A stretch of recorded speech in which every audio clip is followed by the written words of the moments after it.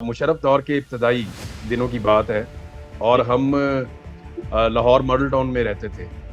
वहाँ पे एक ब्लॉक में एक घर के बाहर लिखा हुआ था कि इनको सदारती तमगा मिला हुआ है हुस्न कारकर्दगी का। तो आप यकीन करें कि उनके दरवाजे के बाहर क्रिकेट नहीं खेलते थे लड़के के शोर अंदर जाएगा, और एहतराम करते थे कि भाई इनको हुस्न कारकर्दगी के ऊपर एक हुकूमती अवार्ड मिला हुआ है और हुकूमत ने एतराफ़ किया, रियासत पाकिस्तान ने, कि इस आदमी की खिदमत है। एक इतनी इंपॉर्टेंट चीज़ थी, यानी इसकी एक वैल्यू होती थी, इसकी एक कदर होती थी। फिर जहाँ पे वो शख्स जाता था तो उसका पहले अनाउंसमेंट किया जाता था। शादी ब्याह की तकारीब में लोग उसका नाम लिखना चाहते थे अपने कार्ड के ऊपर, और साथ में वो लिखते थे आगे कि जनाब इनको ये वाला तमगा इम्तियाज़ या उसने कारकर्दगी का उनको ये मिला हुआ है और सदारती अवार्ड याफ्ता है। तो ये इतनी बड़ी चीज़। अच्छा, इसका बड़ा सख्त क्राइटेरिया भी हुआ करता था कि ये किसको देना है, और जो कमेटी इसकी बनती थी वो इसके ऊपर देखती थी, इसकी जांच करती थी। फिर जिस शोबे से उस बंदे का ताल्लुक होता था उस शोबे का वो बेहतरीन आदमी होता था, यानी अगर वो साइंस के शोबे से है तो बाकायदा बाकी साइंटिस्ट उसको रिकमेंड करते थे, सारे के सारे मिलकर ये फैसला करते थे। और फिर उसके बाद देखा जाता था कि क्या ये बेस्ट है, सबसे बेहतर है और यही इसका हकदार है, तो फिर उसको मिलता था। लेकिन फिर हमने देखा कि तमगों की जो एक बंदर बांट है वो शुरू हो गई और फिर धड़ाधड़ मिलना शुरू हो गए। जिसको जो एक्टर पसंद है उसको बुला लिया, बुला के तमगा दे दिया। यानी एक्टर्स के अंदर वो हमें देखना पड़ता था।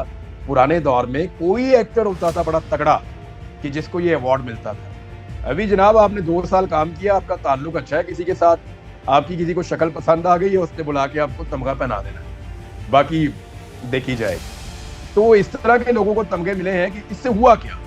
देखिए, इससे हुआ ये कि पहले होता ये था कि तमगा जिसको मिलता था उसकी इज्जत में इजाफा होता था। अब हुआ ये है कि उसी तमगे की इज्जत में कमी हो गई है, जिन लोगों के गले में ये डाल दिया गया। अब कोई इसको बॉदर ही नहीं करता। यानी मुझे कोई कहेगा ना आज से साल 2 साल 3 साल बाद कि जी आपने 5 साल बाद 10 साल बाद कि जी आपको अपने तमगा देना है, तो मैं 10 दफा सोचूंगा कि पहले किस किसने पहना हुआ है। भाई जिन लोगों के गले में ये घंटी पहले डली हुई है, क्या मैं अपने गले में डालूं? मैं ये सोचूंगा, हो सकता है पहन लूं, हो सकता है ना पहनूं, लेकिन मैं ये सोचूंगा, मेरे दिमाग में ये बात जरूर आएगी। इसी तरह कोई टीचर होगा, कोई बिजनेसमैन होगा, कोई आदमी जो है वो कोई फनकार होगा, वो ये सोचेगा तमगा लेते हुए कि भाई इससे पहले किसको मिला हुआ है। भाई जिन लोगों को मिल गया है, क्या उसके बाद मैं इस काबिल हूं कि मैं भी वो ले लूं जाके? ये बड़ी अजीब चीज है। पहले ये तमगा एक ऑनर होता था, लेकिन जिस तरीके से ये बांटा गया रेवड़ियों की तरह अपने लोगों में, उसके बाद अब ये ऑनर नहीं रहा, बल्कि अब जिस बंदे को ये ऑनर दिया जाता है उसको सोचना पड़ता है कि बिस्ती ना हो जाए मेरी। ये हालात कर दिए। जो तमगा ये मिलना चाहिए था उनको राजा सिकंदर सुल्तान साहब को मिलना चाहिए था, लेकिन क्योंकि उनको अगर ये मिल जाता तो उनको असल में मेरे ख्याल में उनके लिए शायद निशाने हैदर होना चाहिए। उन्हें जो पाकिस्तान का सबसे बड़ा अवार्ड है वो मिलना चाहिए, क्योंकि मेरी नजर में उससे बड़ा कोई अवार्ड नहीं है। जो उन्होंने कारनामे कर छोड़े हैं ना, उनको तो चाहे निशाने हैदर दे दें आप, या जो मर्जी आप दे दें, वो कम है। जो खिदमात उन्होंने कर दी है पाकिस्तान की, तो फिर उनकी अहलिया को दिया गया। लेकिन देखें, क्या वो इस बात के लिए अहल हैं? अहलिया तो हैं, लेकिन क्या वो अहल हैं, ये सवाल पैदा होता है। दूसरी एक चीज और है, वो उमर फारूक का नाम आ गया, और उसकी टोटल उसकी जो कारकर्दगी है वो ये है कि उसने इमरान खान ने जो एक तोशाखाना का एक जेवर दिया था, वो जेवर इमरान खान ने बेच दिया था, वो आगे से उस बंदे ने खरीद लिया था। उसकी टोटल काबिलियत ये है कि जब उसे किसी ने कहा कि आपने ये खरीद लेना है सामान, और खरीद के आपने इमरान खान के खाते में डाल देना है, तो उसने उनके कहने के ऊपर वो महंगा सामान खरीद लिया और खरीद के इमरान खान के खाते में डाल दिया। टोटल उसकी कारकर्दगी ये है। उसको बुला के, और वो एहसन इकबाल ने तो वैसे ही कह दिया था कि जी मेरा तो मुझे तो पता भी नहीं है, यानी हमने जो नाम भेजे थे उसमें तो ये नहीं था, ये कहाँ से आ गया, किसने शामिल कर दिया। बहरहाल हो गया शामिल, बन दो सारे तमगे ऐसे ही जाते हैं, कोई बात। पीपल्स पार्टी का बयानिया ये होगा कि देखें, हमने मियाँ साहब आपको पूरी सपोर्ट दी, हमने आपको ब्लैकमेल नहीं किया, हमने आप पे एतबार किया कि आप कौम को संभालेंगे, मुकम्मल गैर मशरूत आपको सपोर्ट दी, आपसे कुछ नहीं हमने उसके बदले में मांगा, लेकिन आपने हमें भी मायूस किया और कौम को भी मायूस किया। लिहाजा आइंदा हम आप पे कैसे एतबार करेंगे, ये कौम आप पे कैसे एतबार करेगी। ये जुमले हैं जी पाकिस्तान पीपल्स पार्टी की क़यादत। अब जरा PMLN की क़यादत के जुमले भी सुन लें। हमें बांध कर हुकूमत दी गई। हमारी काबीना में ऐसे लोग शामिल थे जिन्हें हम जानते भी नहीं थे, और उन लोगों ने अपनी मर्जी की। हमसे मुश्किल तरीन फैसले करवाए गए।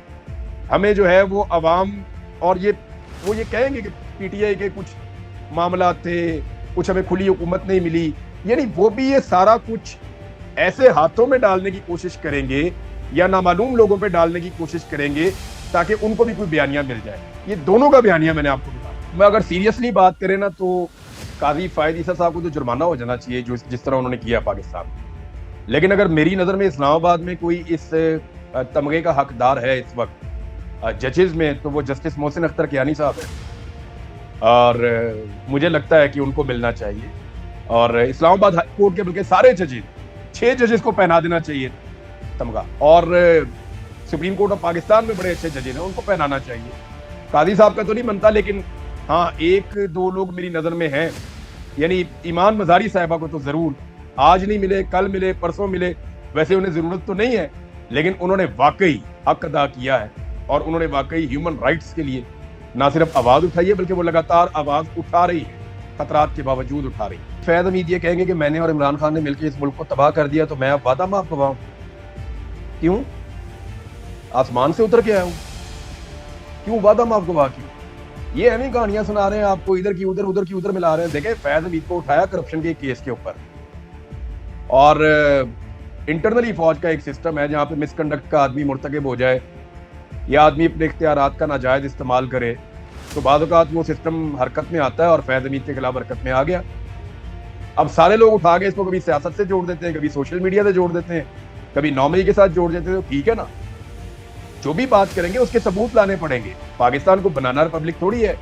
यहाँ पे अदालतें मौजूद हैं, यहाँ पे अवाम मौजूद है, यहाँ पे मीडिया मौजूद है, और इमरान खान की खबर को पाकिस्तान के अंदर नहीं रहती, ये पूरी दुनिया में जाती है, तो पूरी दुनिया के प्लेटफॉर्म के ऊपर चीजें उठती हैं। ऐसा थोड़ी है कि फैज़ हमीद अपनी जान छुड़ाने के लिए जो भी उनको कहा जाएगा वो तोते की तरह कहेंगे जी ठीक है, जी इमरान खान ने किया था, और अगर कह भी देंगे तो इससे क्या फर्क पड़ता है, फिर एक इंक्वायरी होगी। जो कहा जाता है ना, जरूरी नहीं है कि कहा क्या गया, जो कहा जाता है उससे सिर्फ एक बयानिया घड़ा जा सकता है, लेकिन बात यह जो कहा गया उसके सबूत कहां है सर, उसे साबित कोई कौन कैसे करे। अभी देखें, अब फैज़ हमीद कहते हैं जी वो पीटीआई का सोशल मीडिया कंट्रोल कर रहे थे। फैज़ हमीद की गिरफ्तारी को आज कितने दिन हो गए हैं तहवील में लिए जाने को?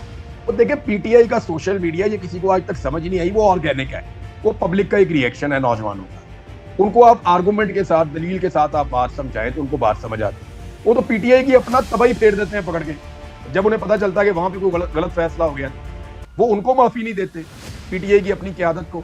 इवन इमरान खान ने कहा था कि मेरे से तगड़ा अगर कोई है मेरी पार्टी में तो वो मेरा सोशल मीडिया है, तो उसको फैज़ हमीद कंट्रोल करेंगे। हद हो गई यार वैसे, यानी नहीं, वो नहीं कर सकते। और दूसरी बात यह है कि अगर फैज़ हमीद को इमरान खान के खाते में डालना है, देखिए एक बात मैं आपको क्लियर कर, फैज़ हमीद को सियासत में मुदाखलत पे सजा नहीं होगी, ये मैं आपको बता रहा हूं। अच्छा, सियासत में मुदाखलत पे सजा नहीं होगी, क्योंकि अगर फैज़ हमीद को होगी तो फिर बहुत सारे और लोगों को भी हो, क्योंकि सियासत में मुदाखलत फैज़ हमीद ने अकेले ने नहीं की। ये मामला बड़ा पुराना है और अब तक जारी है।